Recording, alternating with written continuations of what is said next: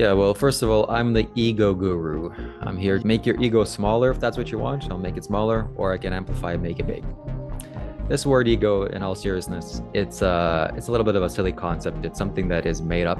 It doesn't have any factual basis on reality, like the mind, for example. The mind is a tangible thing. Thoughts are a tangible thing. The ego is a concept that human beings made up. And for some reason, every single time somebody does something bad, it's always the ego. Oh, it's my ego. Something good? Oh my God, I'm fantastic. I'm a fantastic human being. No, this ego is a scapegoat that people are using. It's not the ego that you want to erase or eradicate. It's your attachments to physicality. It's your illusion and your ignorance. There's no such thing as the ego. This is one of the biggest confusions in spirituality.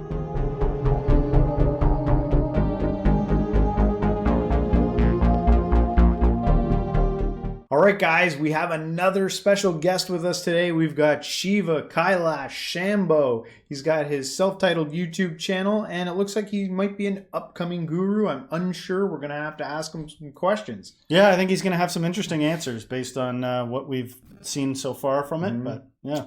All right, guys, won't keep you waiting. Let's get into it. All right, well, Shiva, I just want to say thanks so much for being on the show. You've been popping up on my to watch videos on YouTube, and I was like, I gotta talk to this guy. I gotta check this out. I gotta see what's going on here.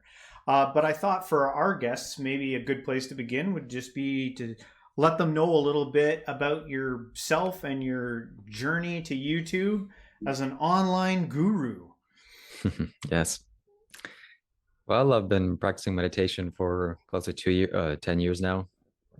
First found meditation thanks to SN Goenka 10-day Vipassana retreat. Ooh.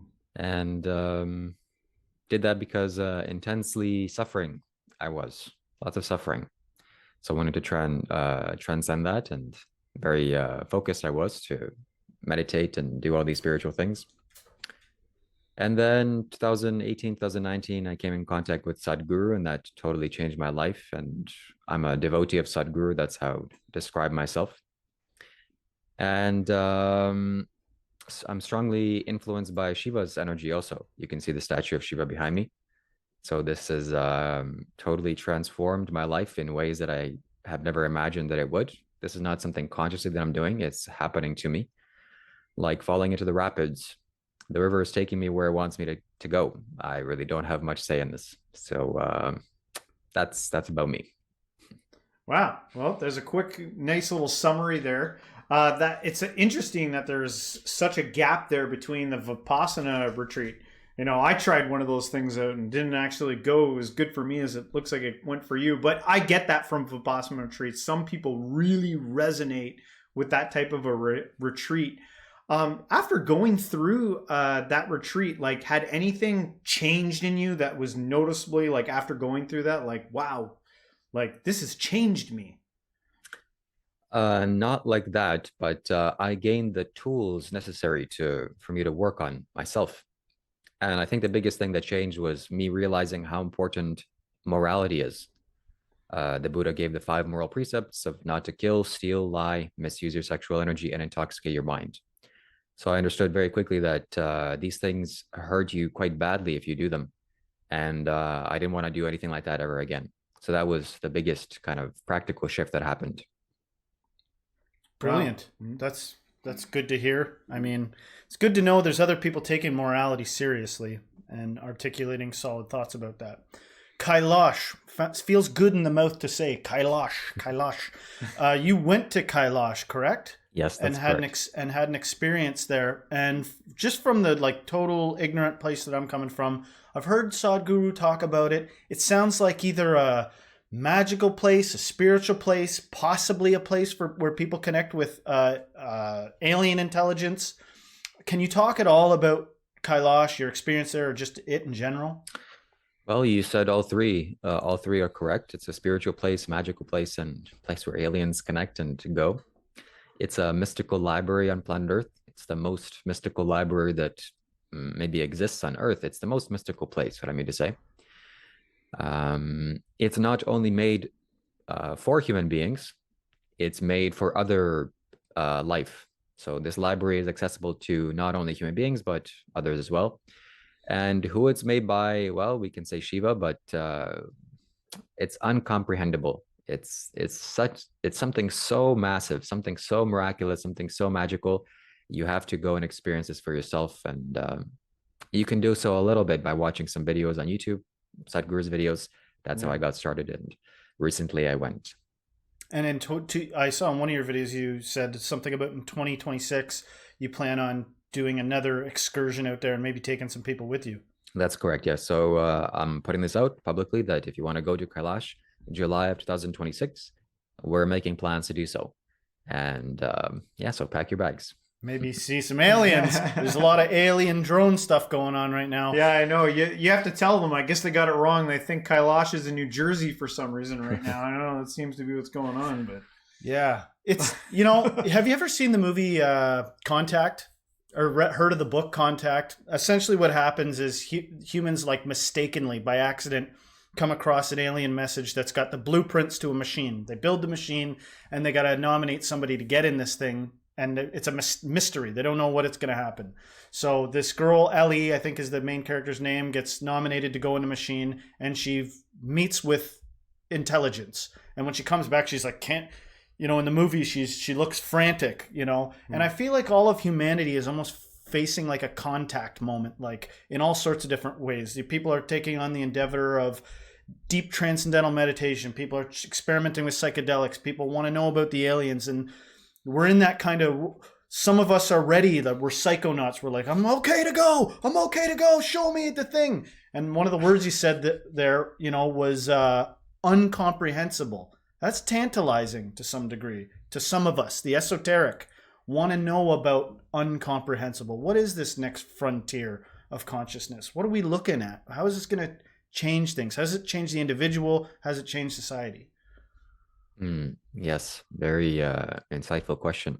How can I answer this? Well, Sadhguru has said that Kailash is something that you can't understand. If you try to understand, many yogis have tried to understand and they got sucked into it. They no longer are on earth, we could say. They vanish. Yes. So it's a place that if you want to understand it truly, you have to go into it. You have to immerse yourself with it. And I was there for 2-3 days and I wanted to stay so much longer. I wanted to stay longer so badly because it was such a powerhouse, but logistically we couldn't make that happen. So in July, we'll make this happen. But it's too big. You probably can spend a lifetime and maybe just scratch the surface. It encompasses everything that maybe you can know as a human being. It's in there, in a mountain, in an energy form. What? That's like the burning bush. You know what I mean? What's his face? Who went? Moses seeing the burning bush. You know, it's reminiscent of that. He went up a mountain to see it. Interesting. You have a lot. You've got a lot of options out there for gurus these days on, like, you know, who you could follow or be a devotee of. I'm curious about Sadhguru and why he was, you know, your choice. Was it just by chance the fact that you went to go see him? Would your life have looked different had you gone and seen another guru? What is it about Sadhguru that kind of sticks out for you that you like? Yeah, I know Sadhguru is enlightened. I've seen it with my own 2 eyes. I can confidently say this. And because this is what I was searching for, I devoted all of my time and energy and resources to studying him after I saw this. And also all doubt vanished in me because the results have been shown or the results have been seen. So if it wasn't for this man, I would definitely not be the way that I am today, for sure. And I'm so blessed and so grateful for him, for making YouTube videos and being so accessible online to us all. It is truly remarkable. So are you blessed. A guru? Yes, I am. Yes. Do you have devotees of your own? Yes, it appears so. Yes. Okay. So that answers that. Yeah. I didn't know if that was just a self-proclaimed thing or whatever. You mentioned enlightenment there a bit, right? Like the ability to understand that someone's enlightened, which kind of like leads me to the side of your channel where that I'm sure there are some people that be like, I'm not sure about this guy. Like, what is it? Is this guy trying to trigger me, or is this guy like authentic? Does he believe what he believes? Because I see a little bit personally of Osho kind of in you, that wanting to kind of like almost disturb people to get them thinking about to challenge their own beliefs. Maybe I didn't see that. I said I think he's being on. I think he's just telling it as it's true. I think he thinks that is a guru and is enlightened himself. Is it both? Maybe, I don't know. Yes, it's both. So to answer your first question, yes, I absolutely have the intention of triggering people. That's when I make private videos. I want to trigger people so badly. I want them to break out of their confusion, their ignorance. I want them to think. So I have that in alignment with Osho. It makes me feel very happy inside. And also simultaneously, yes, I know these things to be true inside of me. And I'm being honest. I'm not deceiving people, at least that I know. So there's no intention of lying or deceiving. Lots of people have like an idea, of what they think enlightenment is. From your perspective, what do you see enlightenment as? Oh, yeah. Good question. So we're going to take this word enlightenment. We're going to come back to this a little bit later. We're going to talk about the word realization or awakening. What this means is being free from suffering. That's fundamentally what this means. It's you realizing the basic nature of existence, of reality, that things are impermanent, that the ultimate nature of reality will cease to exist, will decay, at least your experience will. And coming to terms with that, just being okay with this, realizing this. It's not some achievement or some feat. You just realize something so basic, like it was in your room the whole time. Oh, there are my car keys. I just realized this. So it's not some magical feat. It's just you have to realize the basic things. And enlightenment is, I would reserve this word for Sadhguru because Sadhguru truly is enlightened. What I mean by this is in 2019, when I saw him on stage in Toronto, he walked on stage in the convention center. A couple of thousand people were there and he was initiating us into a meditation. He walked on stage and I saw a light from within his solar plexus shining like a diamond. The light of God was shining through him, or the light of the universe was shining through him. It wasn't his own light. It wasn't because he's such a magical being. He purified himself so completely that he is truly enlightened. He's full of light. I have not manifested that yet. That is amazing. That's utterly amazing. And other people claim that too, that they see similar things when they look at Sadhguru in real life. Is there anybody that can't see that? Let me think. I mean, I've never heard anybody say exactly what I said from the solar plexus, but people have said there's something to him, and every time they see him, it's something else, and he's definitely a mystical being. Like, I'm curious as to how people could have crucified Jesus. Like Jesus had a few people that saw him. He transfigured himself on the mountain. But in the end, there was plenty of people that were like, we got to silence him. We got to humiliate and silence him. And I wonder about that, even with Osho. I really dig Osho. But you look at that documentary about him and the prosecutors were like, man, he was radiating evil. It's interesting the perspective difference people can have. You look at Sadhguru and you see him shining. You can imagine some person who's possessed by just a different ideology seeing something different, maybe, like, oh, he's a threat or something. Absolutely. I think that's what it is this is just coming to me now, that people like this, they trigger people's ignorance, and that can feel bad, causes a lot of friction. So maybe they mistake this feeling of overwhelming needing to change for this is the source of my problems, or this is the source. This must be something evil. So it's just confusion. When you were talking about enlightenment there, or not enlightenment, sorry, awakening or self-realization, you were rhyming off a few symptoms that humanity has, like the suffering, being able to face their death and all that stuff. And a lot of normies, which I maybe throw myself in there, like a lot of people would say, like, I'm aware of those things. What is the barrier? What is the thing that they're not seeing about that gives some spark or understanding that, changes their life or leads them on a path to enlightenment, maybe? What prevents people from going down this path of enlightenment or spirituality? Well, yeah. Because a lot of the stuff that you rhymed off there about like suffering, I think of a lot of people would say, well, like, yeah, I suffer. I'm just a regular person. I have things that cause me suffering. I know that I'm going to die one day. Is it illusion? Yeah. That's very interesting. I think that it's quite hard to do this, first and foremost. Second of all, maybe people think that there is no end to this. This is just the nature of reality. You have to suffer and there's no there's no option. Thankfully, I saw the difference. I saw that people have transcended this.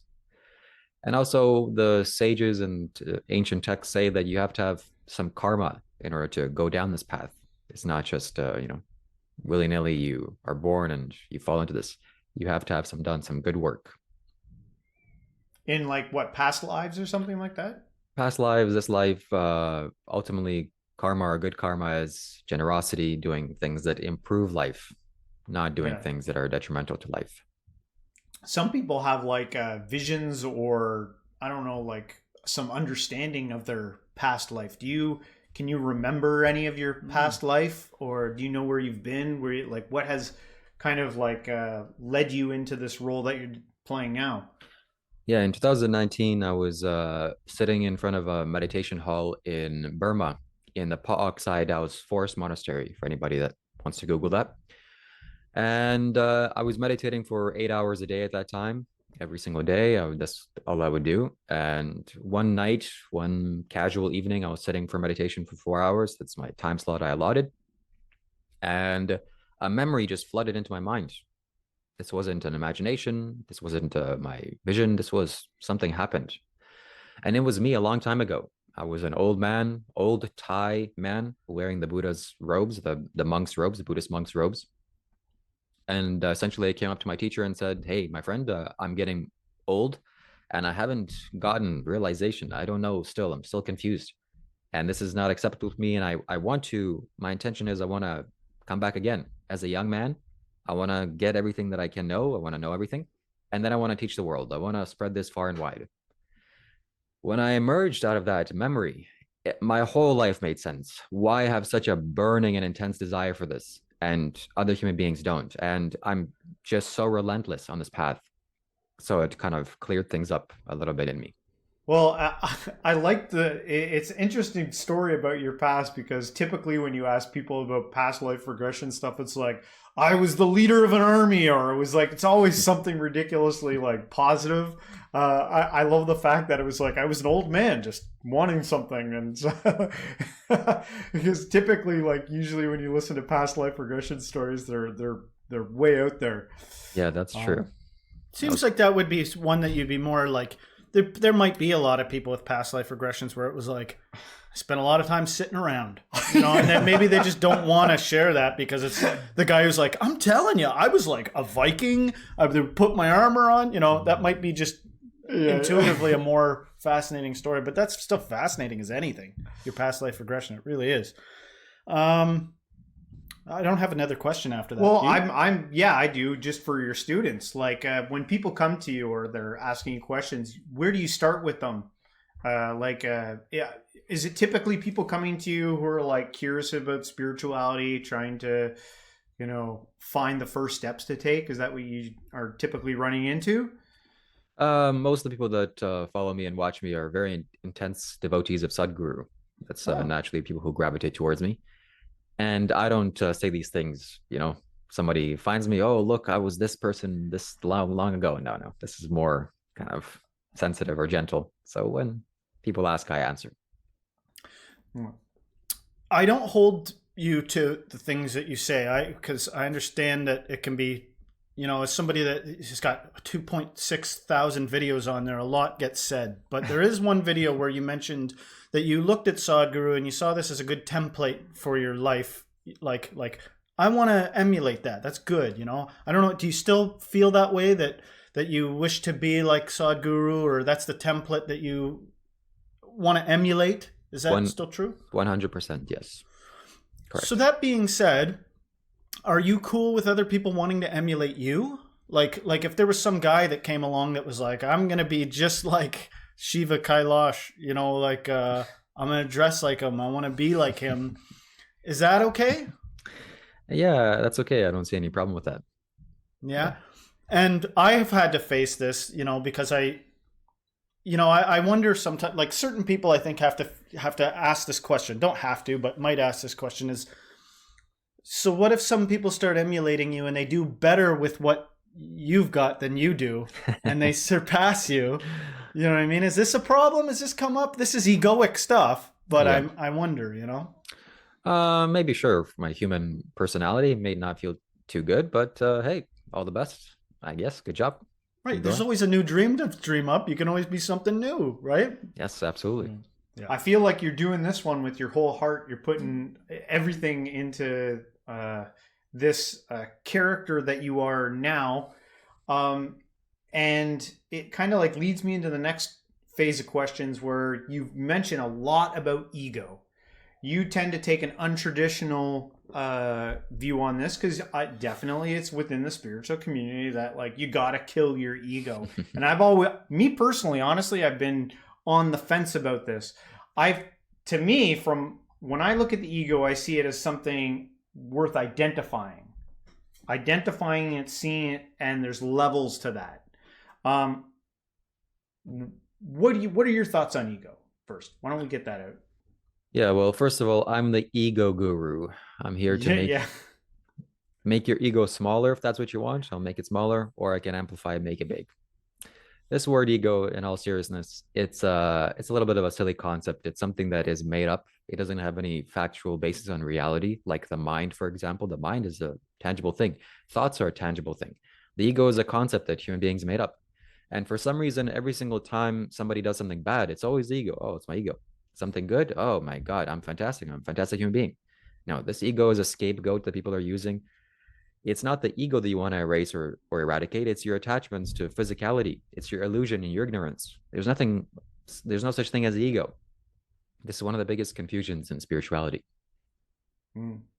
What would the ego even be? Like a tribe of entities or something? Like, I think that when you go in through the caverns of the mind, you might find concepts like compartmentalization, meaning you're aware of something, like you know, unless you can claim like, I know literally everything. Really? You know quantum physics? Like there's some ignorance, there's some blind spots, but you can explore your mind, right? And I think one of the things you might find is a multitude of, you know, my personality changes depending on if I'm in a courtroom or if I'm hanging out with my buddies. Like there's personalities in there. There's conflicting desires sometimes within the mind. So what could the ego be other than like the synonymous with the mind or synonymous with psychology or something like that?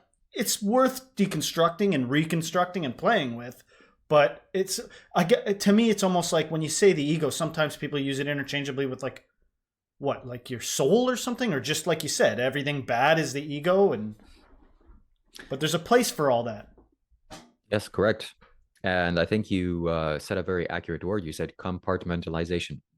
This is, I think, what the ego is, because you compartmentalize your mind. Oh, I'm this way and this ain't good. And then something else maybe change. And that's where the problem arises. So you don't want to compartmentalize anything. Everything is just here and now, one thing. Open all the boxes, see what's in every single one of them and understand all of it. But that's antithetical sometimes because, like, let's say you're in a remarkably oppressive environment where somebody's essentially like, I want you to turn off this whole part of your mind and focus on the task at hand. Like you're in an oppressive situation where the full range of your mind is being limited for, you know, like you won't survive unless you do that. You compartmentalize, you like ignore some things. But given you the opportunity to meditate for 8 hours a day or explore some of these things, I think that can be the work of spirituality sometimes, is opening all those boxes you compartmentalized through your life. You know, when you're in school, sit still, be quiet. You're like, what's going on? What about all those parts of me that I shut up years ago, and I reopen them up and see what they have to say? You may say some surprising things, some antisocial things, for Pete's sake. You know, this seems to be some of the work. I know I'm ranting a bit, but I actually think it makes a little bit of sense. Yeah, I wouldn't change anything you said. Don't have anything to add to that. I think that was perfect. Yeah. Cool. So do you see kind of what you're doing now as opening one of those boxes and exploring the world of the guru to the fullest? Because when I've watched a lot of your content prior to going into this, maybe because like yesterday was like clean the house day, so I just like put in my earbuds and I listened to you all day, all your conversations, and it feels like part of what you're doing is also like you seem very attentive, like you're also learning off of the guests that you're building, scaffolding almost. It seems like that's kind of also what you're doing. Or do you see yourself as someone who has achieved a high level of understanding and you're disseminating it amongst those who are watching you? Or both. Or both. It's probably both, but Yeah, both. I want to touch upon this topic of being a guru, what this guru means. People think that I'm trying to be a guru or I'm pursuing being a guru. This is incorrect. This is something that has happened to me. yeah. What I strongly believe, Sadhguru kind of initiated me into this. And what a guru means is not that you have lots of teachings or you're super smart or you write lots of books, is you have the energy necessary to transform people's lives. You've gone down a certain path or you've gone down into the rabbit hole and you can take people in there. So it doesn't have anything to do with your logical mind or understanding or even your life's experiences. It's something that's an energy. It's an energy. And yeah, simply touching people with your hands or with your voice, it changes something in them energetically. So this is what I'm doing. Do you have an overarching message for people? Yes, first things I would say is practice morality. This is these are good rules, training rules for being a human being. So you don't kill living beings, you don't steal from others, you don't lie, you don't misuse your sexual energy, and you don't intoxicate your mind. This will make you stay away from trouble. This will make you avoid pain in this life. Secondly, I would say it's very wise for you to avoid making conclusions. Conclusions is the pitfall of the mind. Because you're watching me, if you're a viewer out there, you're watching this video and you've made conclusions about me. Oh, this person is this way. I'm sure this person has these beliefs. And those conclusions, they clump the mind and prevent you from seeing the actual truth. So don't make conclusions. Even if you see an apple, it's 100% an apple, but don't conclude it's an apple. That conclusion mechanism is what's stopping you from perceiving directly what reality is. Don't make conclusions. Very logical. Yeah. Actually, like I watched one of the videos and they had a guest on there or a phone-in guy or something that was seemed to be going for a gotcha approach to you. And I noticed that even if you make some radical claims or something like that, I can see that you care about logic. Like you care about the actual, it's like not just chaos or something, you know? Because otherwise I don't think that you would hold morality in such a high esteem and the reasons behind it. I like what you said about conclusions. I always get fuzzy on morality because not everyone's morality is the same. Yeah. Oh, you could totally ask some. Sorry, go ahead. Yeah, no, I was just going to say, like, from, you know, watching some of your content, you seem to have some conservative approaches to things. Almost in some places, like, very red pilly. About your ideas, kind of about masculinity, and I'm not judging. I'm just observations, which is weird because a lot of gurus tend to have some progressive. There's like Sadhguru seems almost a little progressive. Where do you see yourself inside of that? Are you a traditionalist? Osho was like a libertine. Yeah. He was like very liberal. Yeah, maybe not himself, but you seem very conservative from. Yeah, the true answer is I don't know. I'm 29 years of age. I'm still learning how to live as a human being. So I may have thoughts or opinions, but those are really all that they are. And I'm learning, and better information comes, I'll change my mind. I don't really know what I am or what I stand for yet or what I believe, really. Hell yeah. I like that flexibility. Hell yeah. I like that. That's good. We need more of that. We need more I don't knows. There was something in there I wanted to say. Yeah. Well, observing outside of like spirituality, like when the cameras go off, is there like I'm sit down and I play Call of Duty for 5 hours? When you go to the movies, what's your life look like outside of the camera? Yeah. Well, I've made it so that pretty much my whole day is almost on camera. Yeah. And that's how I'm intended to be. But yes, I play Call of Duty. I have some Call of Duty videos on my YouTube channel. I grew up playing Call of Duty. I like the game. Yeah, you just saved somebody. I know. You just saved some guy out there that thought I can't because I can't give up Call of Duty, and some guy's like, I'm gonna do it. Yeah. I watch movies and I enjoy life and everything that it has to offer. Yeah. No, I like that you said that. That's sometimes some of these things. Like I'm actually not. I appreciate someone that regards morality. But I'm not hard. I I don't like moralizers too much. You know what I mean? Like there's people I've got a lot of respect for out there that I think are intelligent, that I'm like, I wish they wouldn't moralize so much. I wish they wouldn't like get too solidified in a it's this way type mentality. Like earlier I was talking about that guy that was almost had that gotcha approach, and you didn't even have to defend yourself. Like the one guy that was that initially almost seemed like he was arguing with you started to come to your defense, because this guy was like, he's not enlightened, he's not this, and he was trying, and he started to kind of, his argument collapsed on itself, because people were of course giving examples of people that were enlightened that came from, you know, a variety of backgrounds, you know, not just some kind of it has to be this way process. You know, there's a flexibility in there that I think is like a growing frontier for humanity that I think is good. It doesn't have the same illusion as traditionalism or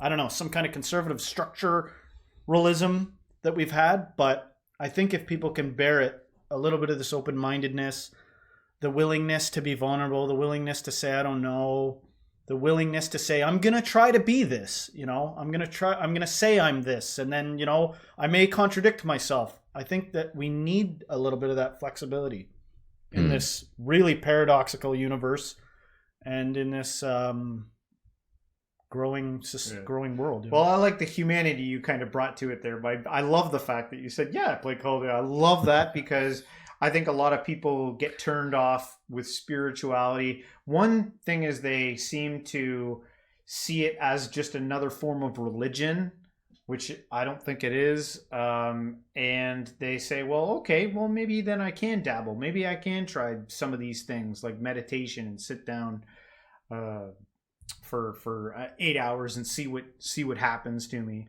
Imagine somebody that was like, had a horrible diet or something, right? Like they were like on a pure Twinkies diet, and they were like, well, I eat so many Twinkies, there's no point in me eating some broccoli. It's like, no, it would still probably be somewhat of a pot, like either eat only broccoli and vegetables or don't even do it at all. It's like, introduce some vegetables into your life, you know, and see what happens. You know, sometimes it takes baby steps towards something good.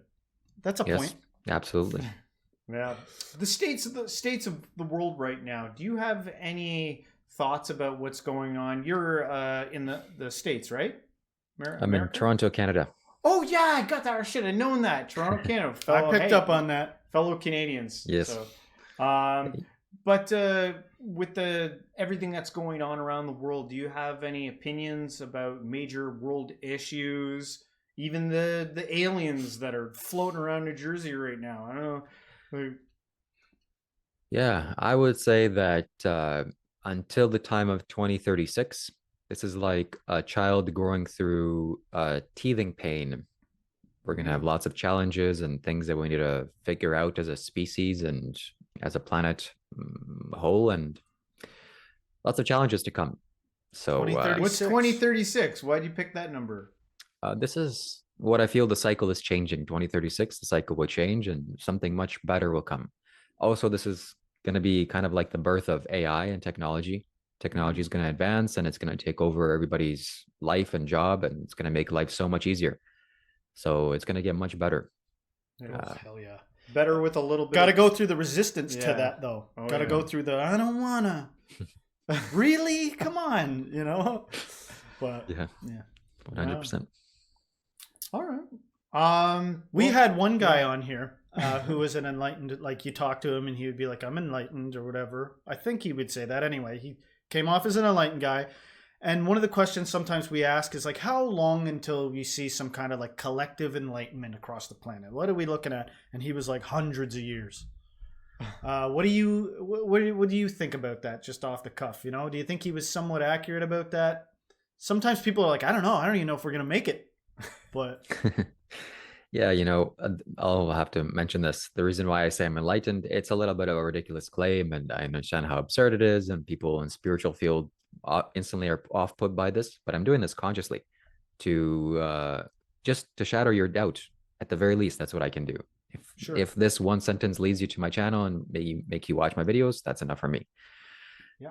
And how long is this going to take for people to become enlightened or awakened? I see this happening now. People are way more conscious than they were 10, 15, 20 years ago. It's much better. And maybe in 100, 200 years, everybody's going to be, walking around barefoot and singing Kumbaya, and it's going to be great. Beautiful. I love that you come out and just say I'm enlightened, because there's this thing in the spiritual community where it's like faux pas. You don't say that you're enlightened. I know, which is kind of ridiculous. Say that you're enlightened. You gotta wait. It's like being cool. You can't say I'm cool. People will be like, no, somebody else gotta say you're cool. I get afraid to ask sometimes. I want to be like, so are you enlightened? And I'm like, I don't want to offend them almost, but like, I like the fact that you just come out and say I'm enlightened.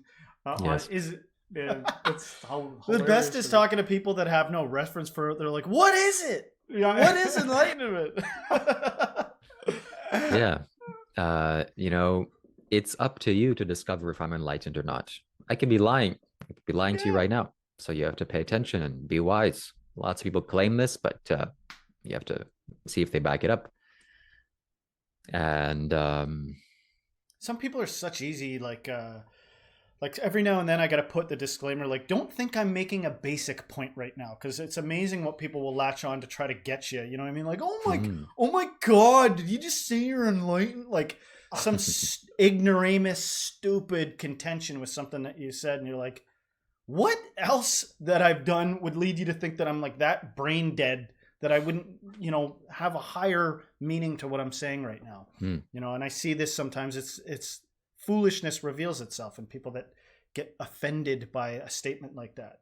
Like if you were in the company of Sadhguru or something and you were like, I'm enlightened, and he flew off the handle at you for saying that, I'd be like, what the hell? Like, that doesn't bode well for him. That's true. Yeah, I think also what's worth mentioning is that if you look through human history, the outside of India, of course, the rest of the world, people didn't treat kindly people that were spiritually enlightened or awakened or had some realization. So I think this became a little bit of a taboo, and people were afraid to say this. Even when I say this, it's like, oh, I'm saying something a little bit taboo, because people weren't treated appropriately that had some knowledge, burned at the stake, Now, what would you say is the biggest block to someone becoming enlightened? Ooh. Well, fundamentally, it's attachment to your mind. You're attached to your mind. If we look deeper, it is not facing death. That is the biggest obstacle that holds people back from achieving enlightenment, because you're going to pass away. You're going to die. And it's quite a scary thing to think about, and your mind doesn't want to go there at all, because if it goes there, everything will shatter. All ignorance will go. And you've been holding on to a lot. So if instantly this goes, might be a little bit painful. So slowly but surely, the practice of spirituality is going towards this emptiness or this ending of life. That's where the practice is. I was talking to somebody can I say something? Yeah. I was talking to somebody the other night, and I said, it almost feels like life is a process of like building up an identity or an ego and then deconstructing it or something. Like when you're a child and you're walking around, you have very little morality. You might be tearing apart earthworms and just like consuming. And Christ talks about like, lest you become like little children again, you shall not enter the kingdom. And then you get to a point at middle age, sometimes younger, if you're maybe exceptional, where you're like, start to see through the facade of society and start to see through the matrix. And you might begin the process of deconstructing this identity that society sort of traumatized you into. You're like, wait a sec, what's going on here? And you start taking it apart. And then you might end up like a child again. You might end up a little bit more like, not a psychopathic impulsivity, but like a genuine, authentic impulsivity. Like, I'm going to not try to keep track of my lies, but try to just moment by moment reflect how I honestly feel about things and open up to creativity instead of being ashamed of my own creativity, and end up more like childlike. And then as you approach death, you lose even the faculties of your mind to the point that you return from where you came from, the great nothing. It's like a building up. It's like an in-breath and an out-breath. It's like the oscillation of the universe. You build an identity and then you deconstruct the identity. Am I making sense here? You said it. That's absolutely correct. Yep. Yeah. Yeah. So like, let's become like children and walk together hand to hand in the sun, Yeah. Yes, it's weird absolutely. because like, even though you're aware of death, there is this weird game that goes on in your head that it's like all the fantasies you have, it's about you like continuing on somehow. It's leaving so a legacy weird. when all else fails. If I can't do it myself, then I'll leave a statue of myself and make sure my kids do that. Like, promise me that you'll live the way I told you to live. Yeah. Wow. It's funny, but that's the way it is. Yeah, absolutely. Yeah, big business in being that way. There's all kinds of, egoic mechanisms at play there. Yeah. Well, Shiva, I want to thank you so much for coming on and being such a great guest and sharing this time with us. Maybe before we let you go, you could let our audience know where they can find you, what you got going on, and all that good stuff. Yes, my friends, 2026, July, if you want to join us for a Kailash trip, you can definitely do so. And you can find me on my YouTube channel, Shiva Kailash Shambho. 3 words, spell it out. I'm sure these fine gentlemen provide a link in the description. Thank you so much for watching and have a good day.